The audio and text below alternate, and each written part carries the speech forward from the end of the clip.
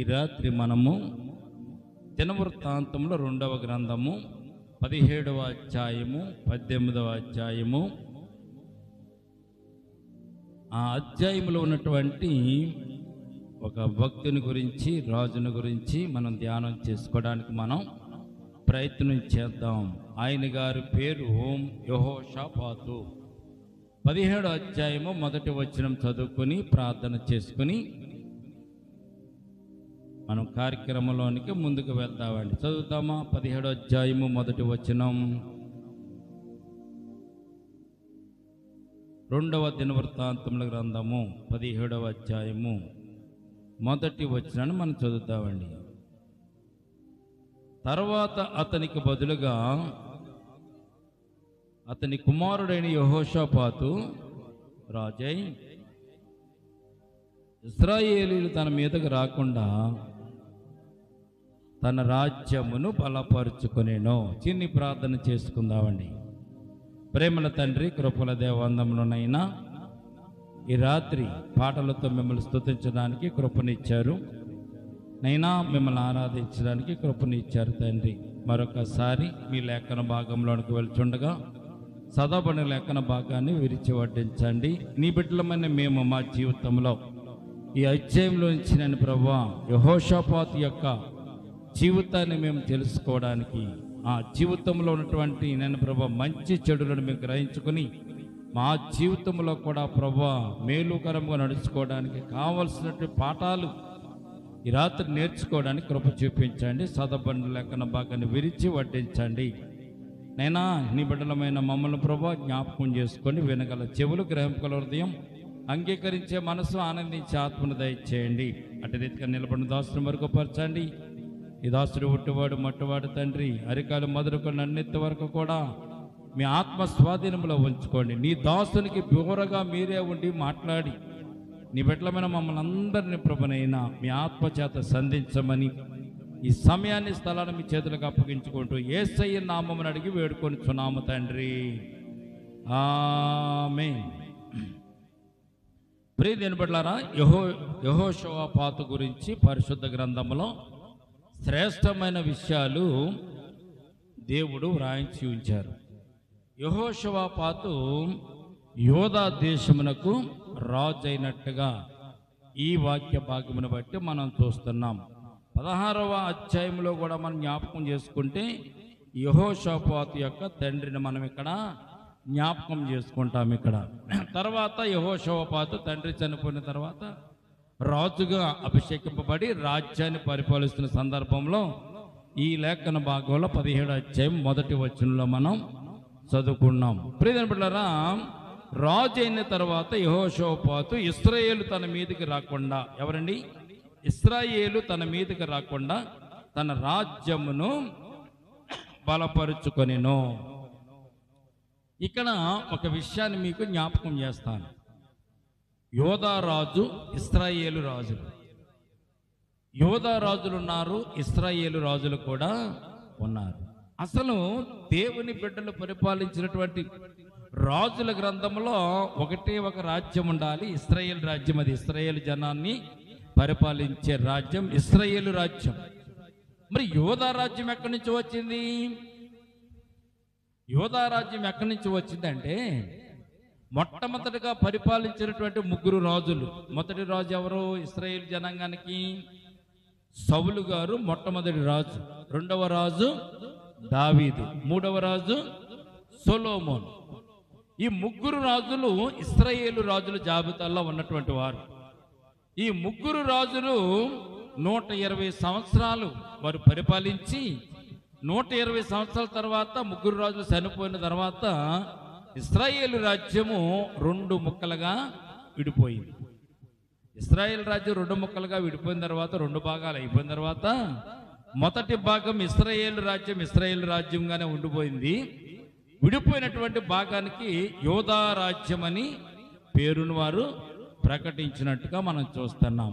మీకు అర్థం అవడానికి, ఇంతకు ముందు మనము తెలంగాణ, ఆంధ్ర అని ఎలాగైతే ఇప్పుడు మనం పిలుచుకుంటున్నామో, తెలంగాణ, ఆంధ్ర ఇడిపోక ముందు మొత్తం అంతా కూడా ఆంధ్రప్రదేశే. విడిపోయిన తర్వాత దానికి తెలంగాణ అనే పేరు పెట్టారు, దీనికి ఆంధ్ర అని పేరు పెట్టారు. ఆంధ్ర అనే పేరు ఆంధ్రాకి అలా ఉండిపోయింది, విడిపోయినటువంటి తెలంగాణకి మాత్రం పేరు తెలంగాణగా పెట్టారు. అలాగే ఇశ్రాయేల్ రాజ్యం రెండుగా విడిపోయిన తర్వాత ఇశ్రాయేల్ రాజ్యంగానే ఉండిపోయింది. విడిపోయినటువంటి రాజ్యానికి యోధా రాజ్యం అని పేరు పెట్టారు. ఎక్కడన్నా యోధా రాజులు అని కనుక మీకు గుర్తుకొస్తే రైట్, విడిపోయినటువంటి రాజ్యంలో భాగమే యోధా రాజ్యం. అంటే ఇది కూడా దేవుని యొక్క రాజ్యములతో దేవుని బిడ్డలతో నిండి ఉన్నటువంటి ప్రాంతం అనే విషయాన్ని మొట్టమొదటిగా మీరు జ్ఞాపకం చేసుకోవాలి. ఈ 2వ దినవృత్తాంత గ్రంథము 17వ అధ్యాయంలో ఇక్కడ యెహోషువపాతు గురించి పరిశుద్ధ గ్రంథం తెలియజేయబడుతుంది. యెహోషువపాతు యోధా రాజ్యానికి రాజుగా ఉన్నట్టుగా మనము లేఖన భాగాల్లో మనం చూస్తాం. 2వ వచనం చదువుతామండి. అతడు యోధా దేశములో ప్రాకారపురములన్నిటి అందును సైన్యములను ఉంచి యోధా దేశమందును తన తండ్రి అయిన ఆశ పట్టుకొనిన ఎఫ్రాయిము పట్టణముల యందును కావలి బలమును ఉంచెను. యెహోషువపాతు రాజు అయిన తర్వాత దేవునికి చాలా ఇష్టడుగా బ్రతికాడు, దేవునికి చాలా ఇష్టమైన వాడుగా బ్రతికాడు. తనకున్నటువంటి ఆ రాజ్యములు రాజుగా యెహోషువపాతు ఏర్పాటు చేయబడిన తర్వాత రాజ్యాన్ని బలపరచడానికి చాలా కార్యక్రమాలు చేశాడు. సైన్యాన్ని పెంచుకున్నాడు, చుట్టూరు ప్రహారీలు కట్టాడు, చుట్టూరు గోడలు కట్టుకున్నాడు. ఇవన్నీ కూడా చాలా బలంగా అతడు చాలా అద్భుతంగా తన రాజ్యాన్ని స్థిరపరచుకున్నాడు. ఇశ్రాయేలీలు యెహోషువపాతు మీదకి రాకుండా ఉండినట్లుగా తన రాజ్యం చుట్టూ కొట్టుదిట్టమైనటువంటి బందోబస్తుని ఏర్పాటు చేసుకున్నట్టుగా పరిశుద్ధ గ్రంథంలో మనం చూస్తున్నాం. 4వ వచనం చూడండి. బయలుదేవతను ఆశ్రయింపక తన తండ్రి దేవుని ఆశ్రయించుచు ఇశ్రాయేలు వారి శరీరను వెంబడింపక ఆయన ఆజ్ఞలను అనుసరించి నడిచెను. కాబట్టి యెహోవా అతని చేత రాజ్యమును స్థిరపరిచెను. దేవునికి స్తోత్రం కలుగునుగాక. బయలుదేవతలను ఆరాధించలేదు, బయలుదేవతలను పూజించలేదు, బయలుదేవతలతో సహవాసం కలిగి యెహోషువపాతు ఉండలేదు. తన తండ్రి ఎలాగైతే దేవుని యందు నమ్మిక ఉంచి విశ్వాసం ఉంచి ముందుకు సాగుతూ ఉన్నాడో వెళ్ళాడో, తన జీవిత కాలం అంతా చనిపోయేంత వరకు ఎలాగైతే తన తండ్రి దేవుని యందు భయభక్తులు కలిగి జీవించాడో యెహోషువపాతు కూడా అలాగే ఉండడానికి ఇష్టపడి అట్టి రీతిగా జీవించినట్టుగా పరిశుద్ధ గ్రంథంలో మనం చూడగలుగుతున్నాం. కాబట్టి యెహోవా అతని చేత రాజ్యంను స్థిరపరచెను. యోధా వారందరూ యెహోషువపాతునకు పన్ను ఇచ్చుచుండిరి. అతనికి ఐశ్వర్యమును ఘనతయు మెండుగా కలిగను అనేటువంటి మాట ఇక్కడ ఈ పరిశుద్ధ గ్రంథంలో మనం చూస్తున్నాం. 7వ వచనం చూస్తే తన ఏలుబడి యందు 3వ సంవత్సరమున యోధా పట్టణములో జనులకు ధర్మశాస్త్రమును బోధించుటకై అతడు పెద్దలైన బెనహాయిలును ఉపద్యానును జకర్యానును నెతానేలును మేకాయును అతడు సేమాయ అనేటువంటి వారిని నెతన్య జబద్య ఆసయేలు సెమి రామోతు యెహోనాతాను ఆదోనియా టోబియా టోబోదోనియా అనేటువంటి లేవీలు కూడా ఏర్పాటు చేసి దేశమంతా కూడా యోధా దేశమంతంతటా కూడా దేవుని వాక్యమును ప్రకటించినట్లుగా ధర్మశాస్త్రము పట్టుకుని వారు సంచరించులాగున దేవుని సువార్తను అతడు ప్రకటింప చేసినట్లుగా ఈ పరిశుద్ధ గ్రంథంలో మనం చూస్తున్నాం. 9వ వచనం చదివితే వారు యెహోవా ధర్మశాస్త్ర గ్రంథము చేతపట్టుకుని యోధా వారి మధ్య ప్రకటన చేయొచ్చు, యోధా పట్టణములన్నిటిని సంచరించచ్చు, జనులకు వారు బోధించినట్లుగా దేవుని మీద భక్తి, దేవుని మీద భయము, దేవుని మీద దేవునికి అర్పించవలసినటువంటి భయభక్తులన్నీ కూడా స్తుతులు కానీ ఆరాధన కానీ దేవుని యందుల ధర్మశాస్త్రం ఎడల భక్తిని కానీ విధేయతను కానీ చూపిస్తూ యెహోషువపాతు తన జీవితాన్ని గడుపుకున్నట్లుగా పరిశుద్ధ గ్రంథంలో మనం చూస్తున్నాం. 11వ వచనం చూడండి. ఫిలిష్తీయులు కొందరు యెహోషువపాతునకు కానుకలను ఇచ్చుచూ వచ్చిరి. అరాబీలు అతనికి 7,700 గొర్రె పొట్టలను 7,700 మేకపోతులను తెచ్చుచూ ఏటేటా వచ్చిరి.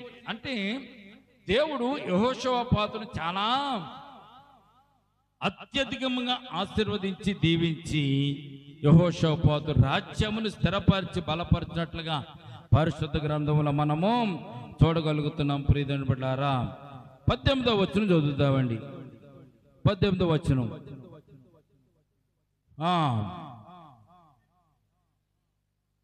ఉండిరి ప్రకారములలో ఉంచిన వారు గాక రాజు యొక్క పరివారంలో చేరిన వారే ఉండిరి.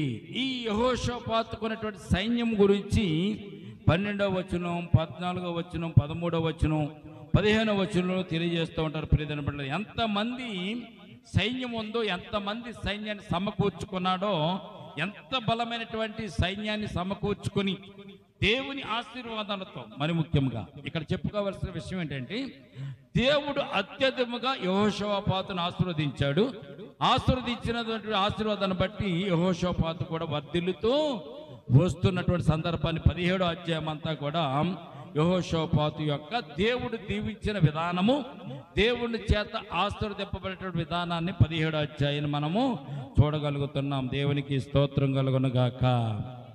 ఇంత అద్భుతంగా ఉన్నటువంటి యెహోషాపాతు జీవితంలో తెల్లని బట్ట మీద నల్ల సిరాయి మరక అడిగితే పడితే ఎలాగ ఆ మచ్చ కనబడుతుందో, తెల్ల వస్త్రము పైన నల్లని మచ్చ ఎలాగైతే కనబడుతుందో, యెహోషాపాతు జీవితంలో కూడా దేవుడు అంతగా దీవించిన, దేవుడు అంతగా కనికరించిన, దేవుడు అంతగా ఆశీర్వదించిన, బలపరిచిన, స్థిరపరిచిన, యుద్ధాలు లేకుండా తన జీవితంలో, తన జీవిత కాలంలో రాజ్య పరిపాలనలో ఎంత గొప్పగా యెహోషాపాతును దేవుడు దీవించి బలపరిచినా కానీ అతని జీవితంలో కొద్దిపాటి ఒక మచ్చను పరిశుద్ధాత్ముడు మనకు ఈ రాత్రి మనకు తెలియజేయాలనుకుంటున్నాడు. దేవునికి స్తోత్రం కలుగునుగాక.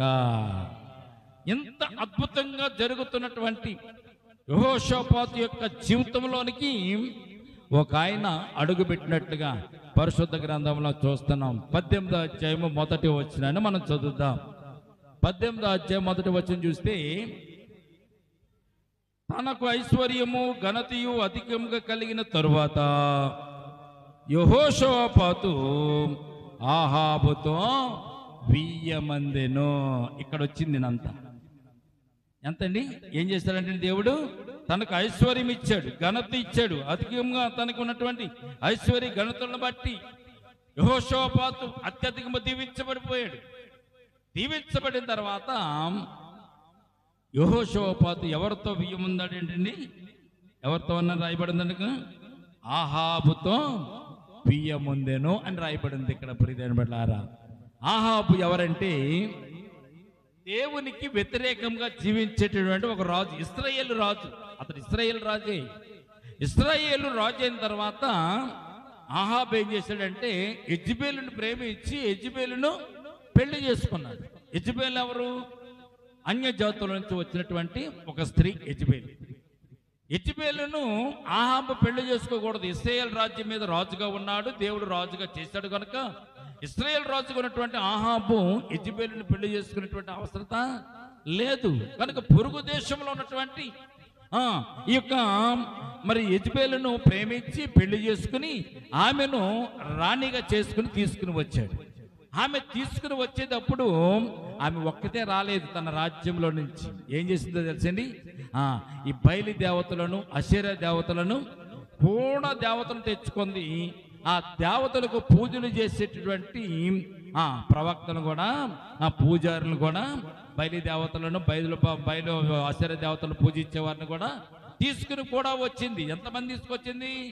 దాదాపు 400 మందిని కూడా వేసుకుని వచ్చింది. అంటే దేవుని రాజ్యంలోనికి బయలు దేవతలను ప్రవేశించడానికి కారకురాలైంది యెజబెలు. ప్రియమైన బిడ్డలారా, యెజబెలు జీవితంలో తను చెడిపోవడం కాకుండా ఇశ్రాయేలు రాజ్యాన్ని కూడా చెరపడానికి ఆమె పన్నాగం పన్ని వారిని తీసుకుని వచ్చింది. ఇక మనం చూసినట్లయితే ఆహాబు ప్రేమించి పెళ్లి చేసుకున్నాడు కనుక ఈ రోజున కూడా ఎవరైనా ప్రేమించి పెళ్లి చేసుకుంటే భార్యలను చాలా ముందు బాగానే చూసుకుంటారు. తర్వాత కొద్దిగా తేడాలు వచ్చినా కానీ భార్య ఏది చెప్తే అదే చేస్తూ ఉంటారు. ఈ యెజబెలు ఏం చేస్తుంది? తన ప్రవక్తలను తీసుకుని వచ్చినప్పుడు యెజబెలు తన భార్య తీసుకొచ్చినటువంటి దేవతలను వాటికి గుళ్ళు కట్టడం, ఉన్నత స్థలాలను కట్టడం, వాటిని ఆరాధించడం, వాటిని స్తుతించడం, వారికి నైవేద్యాలు అర్పించడం, పళ్ళు అర్పించడం, ఇవన్నీ కూడా చేసుకుంటూ యెజబెలు వచ్చింది. అది దేవునికి ఇష్టం కాలే, దేవునికి ఇష్టం కాలే. దేవునికి వ్యతిరేకమైన జీవితం జీవించినది ఆహాబు రాజు, యెజబెలు రాణి. కనుక ప్రియమైన బిడ్డలారా, ఇక్కడ జ్ఞాపకం చేసుకోవాలి, దేవునికి వ్యతిరేకమైనటువంటి వారు, శత్రువులైనటువంటి వారితో ఇక్కడ యెహోషాపాతు చేయి కలిపినట్లుగా 18వ అధ్యాయము 1వ వచనం మనం చూస్తున్నాం. ఇక్కడ ఆహాబు రాజు యెహోషాపాతు దగ్గరికి ఎందుకు వచ్చాడో 2 మాటలు మీకు జ్ఞాపకం చేస్తాను. ఆహాబు రాజు పొరుగునటువంటి యోధా రాజు అయినటువంటి యెహోషాపాతును గురించి తెలుసుకున్నాడు. యెహోషాపాతు గొప్ప రాజు, బలమైన వాడు, మరి ఎటువంటి శత్రువునైనా కానీ జయించగలిగిన వాడు. ఒకవేళ యోధా రాజు అయినటువంటి యెహోషాపాతు మన మీదకి కనుక వస్తే అతను మనం జయించలేం. ఎలాగా? కత్తితో కానీ, యుద్ధంతో కానీ, సైన్యముతో కానీ, గుర్రాలతో కానీ, రథాలతో కానీ యెహోషాపాతును మనము జయించలేం. కనుక కుయుక్తితోనైనా యెహోషాపాతును మనం జయించాలి అనుకున్నాడు. ఎవరు? ఆహాబు రాజు. అనుకుని ఆహాబు రాజు ఒక రోజున యెహోషాపాతు దగ్గరికి పూలు పట్టుకొచ్చాడు, పళ్ళు పట్టుకొచ్చాడు, అలాగే వస్త్రాలు తీసుకొచ్చాడు, కానుకలు తీసుకొచ్చాడు. ఇవన్నీ తీసుకొచ్చి యెహోషాపాతు రాజ్యంలోనికి మొట్టమొదటిగా ప్రవేశించాడు. ప్రవేశించేసరికి యెహోషాపాతుకు మహా ఆనందం అయిపోయింది. యెహోషాపాతుకు మహా ఆనందం అయిపోయింది. అసలు యెహోషాపాతు చూడండి, ఆహాబు రాజుని గురించి కానీ, ఆహాబుతో స్నేహం చేయడానికి కానీ యెహోషాపాతు ఇష్టపడకూడదు. అయితే యెహోషాపాతు ఏం చేశాడంటే, ప్రియమైన బిడ్డలారా, మనం ఇక్కడ జ్ఞాపకం చేసుకుంటే, పొరుగు రాజు వచ్చాడు కదా అని ఫోన్లే, పొరుగు రాజు వచ్చాడు కదా, అతను పలకరిస్తే ఏం పోయింది, అతనికి మనము కొన్ని ఉపకారాలు చేస్తే పోయిందే ఉంది, అతన్ని మనము సాదరంగా ఆహ్వానించి అతని ప్రేమతో మనము అతనికి విందు చేద్దాము అని యెహోషాపాతు అనుకుని కాంప్రమైజ్ అయిపోయాడు. యెహోషాపాతు ఏం చేశాడండి? కాంప్రమైజ్ అయ్యాడు. ప్రియమైన బిడ్డలారా, చూడండి, రాజీ పడ్డాడు. అసలు దేవునికి ఇష్టంగా ఏంటి? శత్రువులతో స్నేహం చేయడం దేవునికి ఇష్టం కాని కార్యము. ప్రియమైన బిడ్డలారా, ఈ రోజున మనము కూడా కొన్ని విషయాలలో కాంప్రమైజ్ అయిపోతూ ఉంటాం, కొన్ని విషయాల్లో రాజీ పడిపోతూ ఉంటాం. కొన్ని విషయాల్లో మనం తప్పిపోవడానికి కారణం ఏంటంటే, కాంప్రమైజ్ అవ్వడమే మన జీవితానికి పతనాన్ని మనము కొని తెచ్చుకోవడమే. ప్రియదనులారా, వచ్చాడులే, పర్లేదులే, కానుకలు తెచ్చాడు, బహుమతులు తెచ్చుకోడు, ఏమవుతుందిలే అనుకున్నాడు. ఎవరు? యెహోషాపాతు. కానీ ఆహాబు ఎందుకు వచ్చాడు? హృదయంలో కుళ్ళు పెట్టుకుని, కుయుక్తి పెట్టుకుని, ఇతడిని మనము జయించలేము, కానీ ఇలాగ మనం స్నేహం చేసుకుని, స్నేహం ద్వారాగా మనము యెహోషాపాతును మనం లొంగ తీసుకోవచ్చు, అతడు మనము కలిసి ఉంటే మనకి ఎప్పుడు కూడా ఇబ్బంది ఉండదు అనుకున్నాడు ఆహాబు రాజు. ఆహాబు రాజులో ఉన్నటువంటి కుట్రను యెహోషాపాతు గుర్తించలేకపోయాడు. ఓకే, వచ్చాడు, పళ్ళు పట్టుకొచ్చాడు, బహుమతులు పట్టుకొచ్చాడు, పూలు పట్టుకొచ్చాడు, ఇవన్నీ పట్టుకొచ్చాడు, బాగుంది, కూర్చున్నారు, వారు తింటున్నారు, చేస్తున్నారు. కూర్చుని తింటూ చేస్తున్న సందర్భంలో ఆహాబు ఏమనంటే, మా ఇంటికి కూడా మీరు ఒకసారి రండి అన్నాడు. ఏమన్నాడు? మా ఇంటికి కూడా మీరు రండి అని ఆహ్వానించాడు. ఎవరు? ఆహాబు యెహోషాపాతును ఆహ్వానించాడు. ఎందుకు? మరి మొట్టమొదటిగా ఆహాబు వచ్చాడు, యెహోషాపాతు ఆతిథ్యం ఇచ్చాడు. ఇప్పుడు యెహోషాపాతు ఆహాబు రాజు దగ్గరికి వెళ్తే ఆహాబు రాజు కూడా ఆతిథ్యము ఇస్తాడు. ఒక్కసారి కలిసిన తర్వాత విడిపోవడం అన్నది సర్వసాధారణంగా జరగదు. ఒక్కసారి నువ్వు కాంప్రమైజ్ అయ్యావనుకో, రెండవసారి కూడా నువ్వు కాంప్రమైజ్ అవ్వాల్సిందే. ఈ కాంప్రమైజ్ అవ్వడం అనేటువంటి విషయాన్ని జ్ఞాపకం చేస్తే, ప్రియమైన బిడ్డలారా, ఊహించని పరిస్థితుల్లో కొన్నిసార్లు మనం కాంప్రమైజ్ అవుతాం. చేయకూడదు అనుకున్నాను కానీ చేయలేకపోయాను, తప్పలేదండి. అనకూడదు అనుకున్నానండి, అనేసానండి. కాంప్రమైజ్ అయిపోవడం ఏం పర్వాలేదులే అనుకుంటే, ప్రియమైన బిడ్డలారా, ఈ రాత్రి మీకు జ్ఞాపకం చేస్తాను, ఏం పర్వాలేదు అనుకున్నటువంటి సందర్భాలు పరిశుద్ధ గ్రంథంలో చాలా బాధాకరమైనటువంటి వాయువుగా పరిశుద్ధ గ్రంథంలో మనం చూడగలుగుతున్నాం. బాధాకరమైన విషయాలు ఏంటో తెలిసింది. చూడండి, ఏం పర్వాలేదు అన్నటువంటి విషయాల్లో చాలా చాలా నష్టాలు జరుగుతూ ఉంటాయి. చేయకూడదు, అప్పు చేయకూడదు. చేసామనుకోండి తెలియక చేసినప్పుడు పర్లే, కాంప్రమైజ్ అయిపోయి చేసినప్పుడు మనము కొన్నిసార్లు ఏం చేస్తుండి, కాంప్రమైజ్ అయిపోయిన కొన్ని, కమిట్మెంట్ అయిపోయి కొన్ని చేస్తూ ఉంటాం. అప్పుడు మనకు చాలా నష్టాలు వస్తాయి. రాజీ పడడం ఊహించిన విధంగా జరిగిందనుకో పర్లే, కాంప్రమైజ్ అయిపోయామనుకోండి అది చాలా తప్పు. ఒక చిన్న విషయం మీకు జ్ఞాపకం చేస్తాను. టైటానిక్ పడవ మునిగిపోవడానికి చిన్న కారణం అని ప్రభుత్వం మరి శాస్త్రజ్ఞులు తెలియజేశారు. ఏం లేదండి, టైటానిక్ పడవకి మరి పెయింట్ వేసే సందర్భంలో అది నీటిలో ఉన్నప్పుడు కానీ మంచులో ఉన్నప్పుడు కానీ చెక్కకు కానీ ఆ యొక్క టైటానిక్ పడవకు కానీ ఏమాత్రం ప్రమాదం కలగకుండా మంచి పెయింట్లు వేయాలి. పెయింటింగ్ మంచిది వేయాలంట వాళ్ళు. మంచి పెయింటింగ్ వేసే ముందు అంతా బాగానే వేస్తారు. ఒక ముక్క వచ్చేసరికి, కొంత ప్రాంతానికి వచ్చేసరికి పెయింట్ అయిపోయి సాధారణమైన పెయింట్ వాడారంట వాళ్ళు. సాధారణమైన పెయింట్ వాడినప్పుడు ఏమైంది, టైటానిక్ పడవ మునిగిపోయింది. అనేక మంది చనిపోయారు. కాంప్రమైజ్ అయ్యడం బట్టి తర్వాత చేస్తే బాగుండును, కానీ వారు ఏం చేశారు, కాంప్రమైజ్ అయిపోయి మామూలు పెయింట్ వాడడం వల్ల అదేమైందో తెలిసింది, ఆ టైటానిక్ పడవ మునిగిపోయినట్టుగా మనము చూడగలుగుతున్నాం. ప్రియమైన బిడ్డలారా, అలాగే కొన్ని సందర్భాల్లో మనము అనుకోనటువంటి ప్రాంతాల్లో, అనుకోనటువంటి విషయాలలో మనము చూస్తూ ఉంటాం. ఎందుకంటే కాంప్రమైజ్ అవ్వడం అన్నది తప్పేం కాదు, కానీ కమిట్ అవ్వడం అన్నది చాలా తప్పు. ఇక్కడ యెహోషాపాతు రాజు వచ్చాడు, ఆతిథ్యం ఇచ్చాడు, సరిపోయింది. అక్కడతో బాస్ నువ్వు నా దగ్గరికి రావద్దు, నేను నీ దగ్గరికి రానని చెప్పవచ్చు. కానీ ఇక్కడ యోధా రాజు అయినటువంటి యెహోషాపాతు కూడా ఏం చేస్తాడండి, ఆహాబుతో బియ్యం పొందినట్టుగా పరిశుద్ధ గ్రంథంలో మనం చూడగలుగుతున్నాం. ఆహాబు యెహోషాపాతు యొక్క కుమారుడు ఎవరు, యెహోరాము. ఆహాబు యొక్క కుమార్తె పేరు అతల్య. అయితే ప్రియమైన బిడ్డలారా, బియ్యం పొందాడు. బియ్యం పొందిన తర్వాత రాకపోకలు వారు జరిగించుకుంటూ ఉన్నట్టుగా పరిశుద్ధ గ్రంథంలో మనం చూస్తాం. 2వ వచనం చదవండి, ఇక్కడ మనకు అర్థమవుతుంది. కొన్ని సంవత్సరములు గతించిన మీదట సోమరోలు నుండి ఆహాబు నద్దకు యెహోషాపాతు వెళ్ళిను. ఎక్కడికి వెళ్ళాడండి, సోమరోనికి వెళ్ళాడు. ఆహాబు నద్దకు యెహోషాపాతు వెళ్ళినట్టుగా పరిశుద్ధ గ్రంథంలో మనం చూస్తున్నాం. ఆహాబు అతని కొరకు, అతని వెంట వచ్చిన జనుల కొరకు అనేకమైన గొర్రెలను పశువులను కోయించి తనతో కూడా రామోత్ గిలాదు మీదికి పోవుటకు అతనిని ప్రేరేపించెను. చూడండి, అసలు స్నేహం పెట్టుకోవడం తప్పు. స్నేహం పెట్టుకున్నాడు కానీ బియ్యం పొందడం 2వ తప్పు. బియ్యం పొందితే పొందాడు, కానీ బియ్యం పొందిన తర్వాత మరలా అతని దగ్గరికి వెళ్ళడం, అతనితో సహవాసం చేయడం 3వ తప్పు. ప్రియమైన బిడ్డలారా, గమనించండి. కమిట్మెంట్ చూడండి, రాజీ పడడం, కాంప్రమైజ్ అయిపోవడం ఎంత అనర్థానికి దారితీస్తుందంటే, మొట్టమొదటిగా నిన్ను ఎవరన్నా పిలిచారు అనుకోండి, ఎవరే సినిమాకి వెళ్తావు రారా, ఏం పర్లేదు చూద్దండి, ముందు భయపడుతూ రానరా అంటారు, కానీ బలవంతంగా తీసుకెళ్తాడు ముందు మొదటిసారి. కొద్దిగా నువ్వేం చేసావు దాని మీద రాజీ పడ్డావు, కూడా వెళ్ళావు, స్నేహితుడే కదా, పక్కింటోడే కదా, పర్లేదు అని వెళ్ళావు, బాగుంది. 2వసారి కూడా పిలుస్తారు కొద్దిగా బలవంతంగా. మొదటిసారి బాగా బలవంతం చేస్తాడు, 2వసారి కొద్దిగా బలవంతం చేస్తాడు, ఇక 3వసారి నిన్ను బలవంతం చేయడు. ఏమంటారు తెలుసా, రారా వెళ్దాం అంటాడు. మొదటిసారి నిన్ను బలవంతం చేస్తాడు, కాంప్రమైజ్ వెళ్ళావు, పర్లేదు అనుకున్నావు.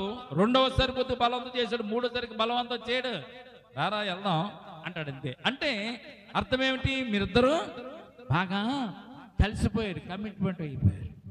దేవుడు దేనిని క్షమిస్తాడో తెలిసింది, కమిట్మెంట్ అవ్వకుండా ఒకవేళ కాంప్రమైజ్ అయ్యి ఒకవేళ తెలియక జరిగినటువంటి తప్పిదాన్ని అయితే దేవుడు క్షమిస్తాడు. కానీ తెలిసి తెలిసి తెలిసి జరిగినటువంటి తప్పులను దేవుడు క్షమించాడు. ఎందుకంటే దేవునికి తెలుసు, నీవు కమిట్మెంట్తో వెళ్ళావా, కాంప్రమైజ్ వెళ్ళావా, లేకపోతే రాజీ పడి వెళ్ళావా, దేవుడికి తెలవదా, దేవుడికి తెలుసు. కొన్నిసార్లు మనం రాజీ పడతాం కొన్ని విషయాలలో, పర్లేదులే అనుకుంటాం, పర్లేదు అనుకుంటా పర్లేదు, కానీ దాన్ని పదే నువ్వు చేస్తున్నావు అంటే దానిని కమిట్ అయ్యి నువ్వు చేస్తున్నావు అని దేవుడికి అర్థమవుతుంది. ఇక్కడ యెహోషాపాతును దేవుడు ఎంతగా దీవించాడంటే, శత్రువు ఎడల భయం లేకుండా ఆశీర్వదించాడు, దీవించాడు. ఉన్నత స్థలాన్ని పడగొట్టి దేవునికి మందిరాలు కట్టాడు, దేవుని ఎడల భయభక్తులు కలిగి జీవిస్తున్నాడు. కనుక యెహోషాపాతు జీవితంలో గొప్ప ఆధిక్యమైనటువంటి విజయాన్ని, జయాన్ని చుట్టుపక్కల రాజులందరూ కూడా పన్నులు కట్టుకుంటూ, చుట్టుపక్కల రాజులందరూ కూడా కానుకలు తెస్తున్నటువంటి జీవితాన్ని యెహోషాపాతుకు దేవుడు ఇచ్చాడు. అంత ఘనమైనటువంటి జీవితం జీవిస్తున్నప్పుడు ఆహాబుతో యెహోషాపాతు ఏం చేయకూడదు? స్నేహము చేయకూడదు.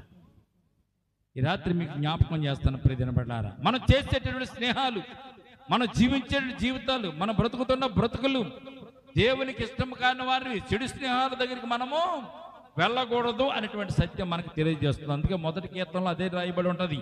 దుష్టుల ఆలోచన చెప్పు నడువుక, పాపుల మార్గం నిలువుక, అపహాసులు కూర్చుండి చోట కూర్చుండక, యెహోవా ధర్మశాస్త్రమునందు ఆనందించుతూ దీవారాత్రం దాన్ని ధ్యానించేవాడు ధన్యుడు. ఎందుకు ఆ మొదటి కీర్తన దేవుడు రాయించాడంటే, మన నడవడిక, మన జీవితం, మన బ్రతుకు ఎలాగుండాలో తెలియచేయడానికి దేవుడు మనకు ఆ కీర్తనను రాసి ఇచ్చాడు. యెహోషాపాతు ఆహాబుతో స్నేహము పెట్టుకోకూడదు. మొదటిసారి వచ్చాడు, కానుకలు పూలు పళ్ళు తెచ్చాడు.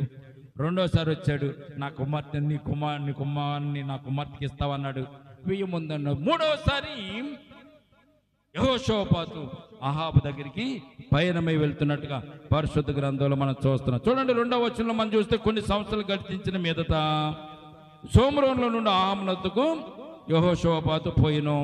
ఆహాబు అతని కొరకు అతని వెంట వచ్చిన జనుల కొరకు అనేకమైన గొర్రెలను పశువులను కోయించి తనతో కూడా రామోత్గిలాదు మీదకి పోవుటకు అతనిని ప్రేరేపించెను. వియ్యంకుడు వచ్చాడు, యెహోషాపాతు వచ్చాడు. వెంటనే ఆహాబు రాజు అన్నాడు, తన సైనికులు పిలిచాడు, రే రాజుగారు వస్తున్నారా, మంచి మంచి మంచి వేటలను కోయండి అన్నాడు. వేటలు కోసారు. ఎంతమంది వస్తున్నారు? 46 వస్తున్నారు. 46 వస్తున్నారు కనుక మనిషికి 10 మందికి ఒక గొర్రె చెప్పున కోసేయండి, కోసి మంచి విందు చేయండి అన్నాడు. విందు చేశారు, మంచి భోజనాలు పెట్టారు, తింటుండగా రే రాజుగారికి ద్రాక్ష రసం తీసుకురండి అన్నారు. మద్యం తీసుకురమ్మన్నారు. మందు తేమంటే మందు తీసుకొచ్చారు, మందు తాగారు. యెహోషాపాతు ఇవన్నీ మనం ఇక్కడ చూసినట్లయితే ఆహాబు ఇంటి దగ్గర రాజ్యంలో జరిగించుకుంటూ వస్తున్నాడు. ఇది చేసిన తర్వాత తినగా మందు కూడా పోసిన తర్వాత, మందు కూడా తాగిన తర్వాత, మత్తులో ఉండగా ఆహాబు యెహోషాపాతు అంటున్నాడు, ఏమంటున్నాడు తెలుసా? మనము పొరుగు రాజు అయినటువంటి ఎవరు రామోత్గిలాదు మీదకి మనము యుద్ధానికి వెళ్దామా అని అడిగాడు. ఎవరు? ఆహాబు యెహోషాపాతు చెప్తున్నాడు యుద్ధానికి వెళ్దామని. యెహోషాపాతు లేకపోతే ఆహాబు వెళ్ళి యుద్ధం చేయలేనా? యుద్ధం చేయలేడు. ఆహాబుకి రామోత్గిలాదు మీదకి వెళ్ళి యుద్ధం చేసి గెలవాలనేటువంటి శక్తి ఆహాబుకి లేదు. ఇక్కడ మన జ్ఞాపకం చేసుకుంటే ప్రియమైన బిడ్డలారా, యెహోషాపాతు యుద్ధానికి వెళ్ళవలసిన అవసరం అతనికి లేదు. ఎందుకంటే దేవుడు అన్ని రకాలుగా అన్ని సౌకర్యాలు ఇచ్చాడు. యుద్ధాలు తన రాజ్యంలో జరగకుండా గొప్ప ఆధిక్యతను యెహోషాపాతుకు దేవుడు ఇచ్చాడు.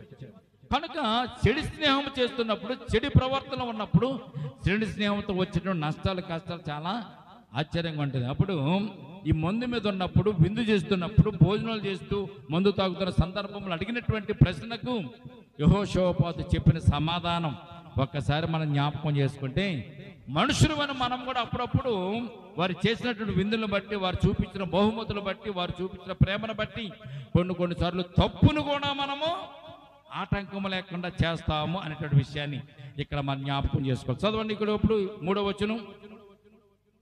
ఇశ్రాయేలు రాజుని ఆహాబు యోధా రాజుని యెహోషాపాతును చూసి, నీవు నాతో కూడా రామోత్గిలాదునకు వచ్చేదవా అని అడుగగా, యెహోషాపాతు, నేను నీ వాడను, నా జనులు నీ జనులు, మేము నీతో కూడా యుద్ధమునకు వచ్చేదమని చెప్పాను. అయిపోయింది. యెహోషాపాతు రామోత్గిలాదు మీదకి యుద్ధానికి వెళ్ళవలసిన అవసరం లేదు. ఆహాబు గొప్ప కోసం రామోత్గిలాదు మీదకి యుద్ధానికి వెళ్ళడానికి ప్రయత్నం చేస్తున్నాడు. ఈ విషయాన్ని యెహోషాపాతు ఎప్పుడు చెప్పాడు? భోజనం చేస్తున్నప్పుడు, మందు తాగుతున్నప్పుడు, విందులో ఉన్నప్పుడు, తన్మయత్వంలో ఉన్నప్పుడు. తింటున్నాడు, మందు పోసారు, ఆనందంతో ఉండిపోయాడు. అబ్బో రాజు అంటే రాజు కాదు, నన్ను తీసుకొచ్చి ఎంత విందు చేస్తున్నాడు, మా అయ్యకుడు తన కుమార్తెను నా కుమారుడికి ఇచ్చాడు, ఇంకేముంది అని ఆ సంతోషంతో ఆనందంతో ఉన్నప్పుడు ఈ యొక్క యుద్ధం గురించి ఆహాబు యెహోషాపాతుతో చెప్పాడు. ప్రియమైన బిడ్డలారా, అప్పుడు యెహోషాపాతు ఎంత ఆనందంతో చెప్తున్నాడు తెలుసా? నా ప్రజలు నీ ప్రజలు, నా జనులు నీ జనులు, మేము నీతో కూడా యుద్ధమునకు వచ్చేద్దామని యెహోషాపాతు ఇక్కడ కమిట్మెంట్ అయిపోయాడు. ప్రీతిని బట్ల జ్ఞాపకం చేసుకోండి. చూడండి, మనము ఒక్కసారి రాజీ పడ్డామంటే, ఒక్కసారి కాంప్రమైజ్ చేయమంటే చాలు, మన జీవితంలో చాలా నష్టాలు మన సౌజోత్వము. అసలు యెహోషాపాతు యుద్ధానికి వెళ్ళాలన్నా, ఏ పని చేయాలన్నా ఏం చేసేవాడో తెలుసండి? దేవుని సన్నిధానంలో మోకరించి, దేవునికి ప్రార్థన చేసి, దేవునిని అడిగి, అప్పుడు ఏ కార్యమైనా కానీ యెహోషాపాతు జరిగించేవాడు. కానీ ఇక్కడ ఇప్పుడు ఏం చేస్తున్నాడు? మొట్టమొదటిగా కమిట్మెంట్ అయిపోయాడు. నీతో పాటు యుద్ధానికి వచ్చేస్తాను అన్నాడు. నా జనులు నీ జనులు అన్నాడు. నీ యుద్ధం నా యుద్ధమే అన్నాడు. నీతో పాటు యుద్ధానికి రావడానికి నాకు ఎటువంటి అభ్యంతరము లేదని చెప్పేశాడు. ఇక్కడ ఎవరు? యెహోషాపాతు. ప్రీతిని బట్టారా, యెహోషాపాతు చేసినటువంటి మొదటి, తన జీవితంలో చేసినటువంటి మొదటి తప్పుగా పరిశుద్ధ గ్రంథం ఇది మనకు తెలియజేస్తుంది. మన జీవితంలో కూడా కమిట్మెంట్ ఇచ్చేస్తూ ఉంటాం. మన జీవితంలో కూడా అప్పుడప్పుడు కాంప్రమైజ్ అయిపోతూ ఉంటాం. ఎక్కడికో రమ్మంటారు, మనం అక్కడికి మనం వెళ్ళకూడదు, వెళ్ళకుండా ప్రదేశానికి రమ్మంటారు. మంచి స్నేహితురాలు అప్పుడప్పుడు డబ్బులు ఇస్తుంది, అప్పుడప్పుడు ఆదుకుంటుంది, అప్పుడప్పుడు సహాయం చేస్తుంది. ఏదో రమ్మంది, వెళితే ఏం పోయింది అని ఒక్కసారి వెళ్ళావా, దేవుని దృష్టిలో నీవు పడిపోయినట్టే.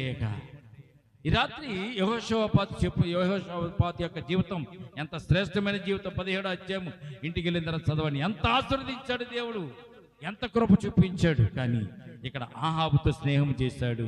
యెజెబెలు ఉన్నటువంటి స్థలంలో స్నేహం చేశాడు. స్నేహం చేసి ఏం చేస్తున్నాడండి? రామోత్ గిలాదు మీదకి యుద్ధానికి వెళ్దాం రమ్మంటే వస్తాననేసాడు. వస్తానన్నాడు, కానీ మనసులో ఎక్కడో ఏదో చిన్న అనుమానం పీకుతోంది.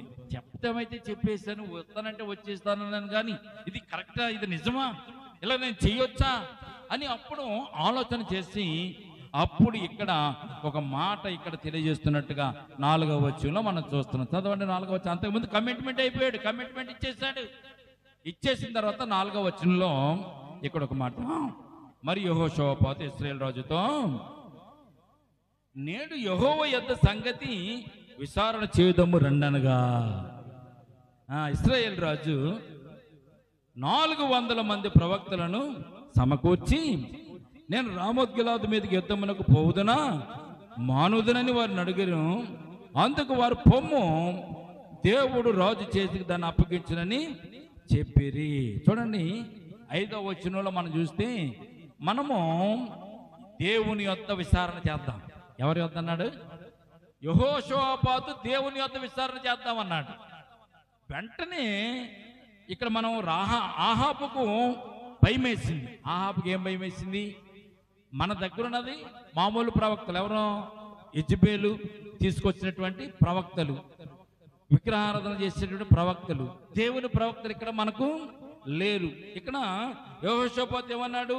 యెహోవా యొద్ద విచారణ చేద్దాం, ఈ సంగతి యెహోవా యొద్ద విచారణ చేద్దాం అంటే, ఇక్కడ ఆహాబు ఎవరిని తీసుకొచ్చాడండి?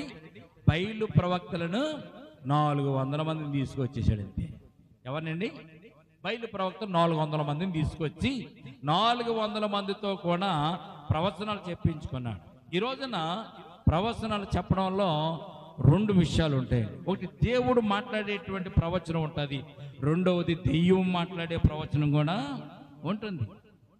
ఇక్కడ బయలు ప్రవక్తలు పలికిన మాటలన్నీ కూడా పురాత్మ పలికినటువంటి మాటలుగా, వారు అన్య దేవతలను పూజించేవారు కనుక వారు వాళ్ళని వచ్చేటువంటి మరి ఆ మాటలు వారు ప్రవచనాలు చూసినట్టుగా పరిశుద్ధ గ్రంథంలో మనం చూస్తున్నాం. చూడండి ఏమంటున్నారు? వారు వారిని అడిగాను, అందుకు వారు, పొమ్ము, దేవుడు రాజు చేతికి దానిని అప్పగించునని చెప్పారు. అయితే 6వ వచనం చూడండి, యెహోషాపాతుకు మాత్రం నమ్మకం కలగడం లేదు. వారు చెప్పేదంతా సామాన్యంగా చెప్పేస్తున్నారు, వారు నోటుకొచ్చి చెప్పేస్తున్నారు. 400 మంది ప్రవక్తలు కూడా ఒకే మాట అంటున్నారు, మీరు వెళ్ళండి యుద్ధానికి, దేవుడు ఆ రామోత్ గిలాదుని మీకు అప్పగిస్తాడు. అందరూ అదే మాట చెప్తున్నారు, ఎవ్వరు కూడా డిబేట్ అవుతలే. కానీ యెహోషాపాతుకు మాత్రం అనుమానం వచ్చింది, ఇది కరెక్ట్ కాదు, ఈ ప్రవచనం కరెక్ట్ కాదు అన్న తర్వాత చూడండి యెహోషాపాతు ఏమన్నాడు తెలిసింది. అయితే యెహోషాపాతు, మనం అడిగి విచారణ చేటికి వీరు తప్ప యెహోవా ప్రవక్తలలో ఒక్కడైనా నిచ్చట లేడా అని అడిగాను. యెహోషాపాతుకు నమ్మకం ఉంది. ఎవరి మీద? దేవుని మీద నమ్మకం ఉంది. నువ్వు దేవుని మీద నమ్మకం పెట్టుకోవాలి. విగ్రహాలతోనూ బయలుదేవతలతోనూ అశరీర దేవతలతోనూ కాదు. దేవునితో నీవు అనేకమై ఉండాలి. దేవునితో పాటు నువ్వు నిలిచి ఉండాలి. దేవుని మాట నువ్వు వినాలి, మనుషుల మాట కాదు నువ్వు వినేది.